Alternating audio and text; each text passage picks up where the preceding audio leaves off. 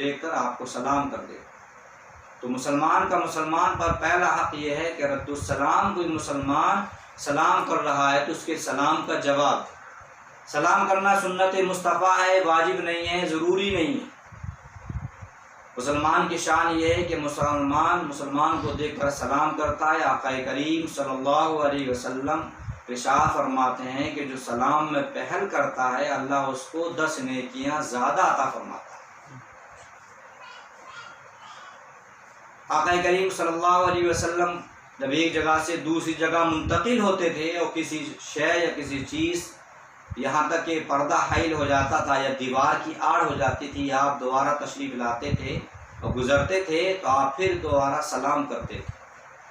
تو مسلمان کا مسلمان پر پہلا حق یہ کہ کسی مسلمان سے مسلمان کی ملاقات ہو تو اس کے سلام کا جواب دے. دوسرا حق عیادت المریض. کوئی بیمار ہو جائے، کوئی علیل ہو جائے، علالت میں اضافہ ہو جائے، علالت میں مبتلا ہو جائے تو اس کی عیادت ہو جائے. عام طور پر کیا ہوتا ہے کہ کوئی بیمار ہوتا ہے، انسان اس کی عیادت کو جاتا ہے، اور جانے کے بعد مریض کے قریب بیٹھ کر بہت ساری گفتگو کرتا ہے. کہنا تو یہ چاہیے کہ نہیں گھبراؤ نہیں، مطمئن رہو، اللہ آپ کو شفا عطا فرمائے گا. لیکن لوگ زیادہ تر مردوں میں یہ باتیں کم پائی جاتی ہیں، عورتوں میں زیادہ پائی جاتی ہیں. اور عورتوں میں دیکھا گیا کہ وہ اس طرح کے واقعات، اس طرح کی کہاوتیں، اس طرح کی باتیں کرتی ہیں کہ ارے آپ کو یہ بیماری ہے، اس بیماری میں تو فلاں انسان بھی مبتلا ہو گیا تھا، اس کا انتقال ہو گیا.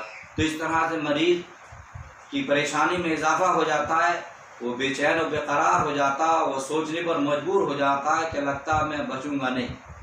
اس لیے مریض کے پاس پہنچ کر اس کو تسلی دیں، خیریت لیں، اس کی عیادت کریں.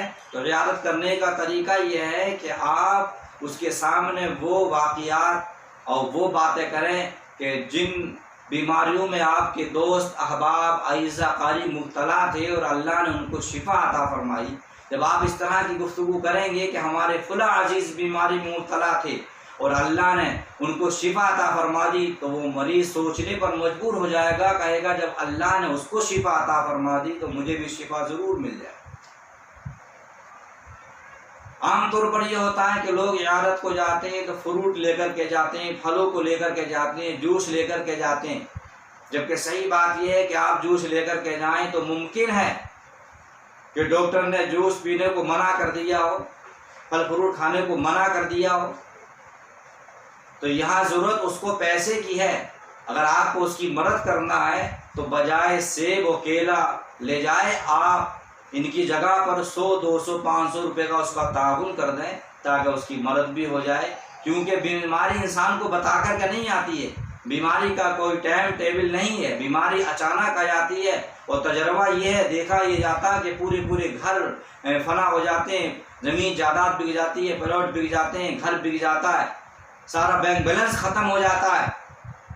لیکن ہوتا کیا ہے کہ انسان کسی دوست احباب کے یہاں شادی ہوتی ہے، لوگ شادی میں جاتے ہیں تو شادی کے موقع پر کھانا کھا کر کے لمبے سے لمبا لفافہ 500، 1000، 2000 کے نوٹ وہاں دے کر کے آتے ہیں. جبکہ شادی کی تاریخ 3-4 مہینے پہلے سے متعین ہو جاتی ہے اور انسان قرضہ لے، ادھار لے یا کسی سے بھی پکڑے.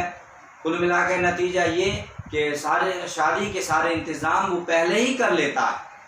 لیکن اگر پیسے کی ضرورت اس انسان کو ہے تو بیمار کو ہے، بیمار کو ہو سکتا ہے کہ سارا بیلنس ختم ہو گیا ہو، گھر بیچ دیا ہو، پھر بھی شفا نہیں مل پا رہی ہو، علاج و معالجے کے لیے پریشان ہو. اس طرح سے اگر ایک دن میں 10 افراد اس کی عیادت کو جائیں گے تو 1000 کا تعاون ہو جائے گا. اگر 100 روپئے اس کو عطا کریں تو اس طرح سے اس کی مدد بھی ہو جائے گی. ورنہ ہوتا یہ ہے کہ آنے والے، عیادت کرنے والے آتے ہیں اور جاتے رہتے ہیں. کوئی سیب لے کر کے آیا، کوئی کیلے کو لے کر کے آیا تو کیلے اور سیبوں کا ڈھیر لگ جاتا ہے اور اس کو دوست احباب گھما پھرا کر ہم اور آپ ہی کھا لیتے ہیں، ہم اور آپ ہی تناول کر لیتے ہیں. تو مسلمان کا مسلمان پر دوسرا حق یہ ہے کہ کوئی بیمار ہو جائے تو اس کی خیریت کو جائیں، اس کی عیادت کو جائیں، اس کی خبرگیری لیں. تیسرا حق یہ ہے اتباع الجنائز کہ جب کسی کا انتقال ہو جائے تو نماز جنازہ پڑھیں، جنازے کے ساتھ چلنا. لیکن عام طور پر یہ ہوتا ہے کہ اگر میرے کسی سے تعلقات ہیں یا آپ کے کسی کے تعلقات ہیں تو ہوتا یہی ہے کہ بس وہی اسی محلے کے چند افراد دکھائی دیتے ہیں، جبکہ مسلمان کو کسی مسلمان کی خبر اتنا مل جائے کہ فلاں انسان کا انتقال ہو گیا، تو جیسے اطلاع ملے اپنا قیمتی وقت نکال کر نماز جنازہ میں ضرور شرکت فرمائے۔ نہ جانے دنیا سے جانے والا کتنا متقی پرہیزگار انسان ہو اور اللہ اس کے صدقے میں ہماری مغفرت فرما دے، یا ہو سکتا ہے کہ دنیا سے جانے والا گناہ گار ہو، سیاہ کار ہو اور نماز جنازہ میں شرکت کرنے والے افراد متقی پرہیزگار نمازی ہوں، تو ان کی برکت سے اللہ اس کی مغفرت فرما دے۔ چوتھا حق وہ اجابت الدعوہ، کہ کوئی دعوت کر رہا ہے تو اس کی دعوت کو قبول کیا جائے۔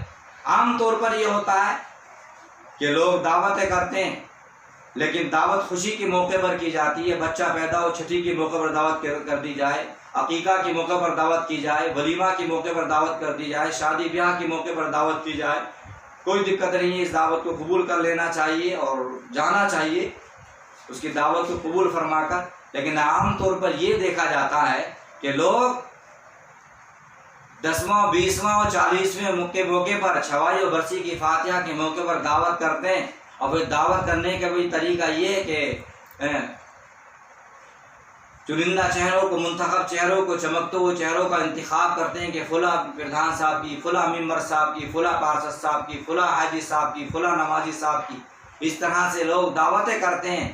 تو 10واں 20واں 40ویں کے موقع پر دعوت کر کے امیروں کو کھلانا بجائے ثواب کی گناہ ہے، جنہیں آپ سے ہم گزارش کریں گے کہ ان مالداروں کی دعوت نہ کریں بلکہ غریب، غربا، مسکین، محتاجوں کی دعوت کریں، ان کو کھلائیں تاکہ مرنے والے کو اس کا ثواب پہنچ جائے۔ اور آپ کا مقصد یہ ہوتا ہے کہ اس محفل کو سجانا، خورد و نوش کا، ماکولات و مشروبات کا اہتمام کرنا تاکہ غربا، یتیم، محتاج کھائیں اور ہمارے مرنے والے کو اس کا ثواب مل جائے۔ لیکن آپ کھلائیں گے مالداروں کو، امیروں کو، دولت والوں کو، چمکتے ہوئے چہروں کو، دنیا داروں کو آپ کھلائیں گے، نتیجہ یہ ہوگا کہ ایسے موقع پر دعوت کر کے کھلانا بجائے ثواب کے گناہ ہوگا، اور آپ کا مقصد ہے ثواب کمانا۔ چوتھا حق یہ ہے وَتَشْمِيتُ الْعَاطِسِ، کہ جب کسی مسلمان کو چھینک آئے تو اس کی چھینک کا جواب، جس کو چھینک آئے وہ الحمدللہ کہے، اور جو مخاطب جو سن رہا ہے وہ یرحمک اللہ کہے۔ تو آپ سے گزارش کریں گے ان 5 حقوق کو ادا کرنے کی کوشش کریں، انشاءاللہ ان 5 حقوق کو، 5 حقوق کو آپ ادا کریں گے، اللہ آپ کی زندگی میں انقلاب پیدا فرمائے۔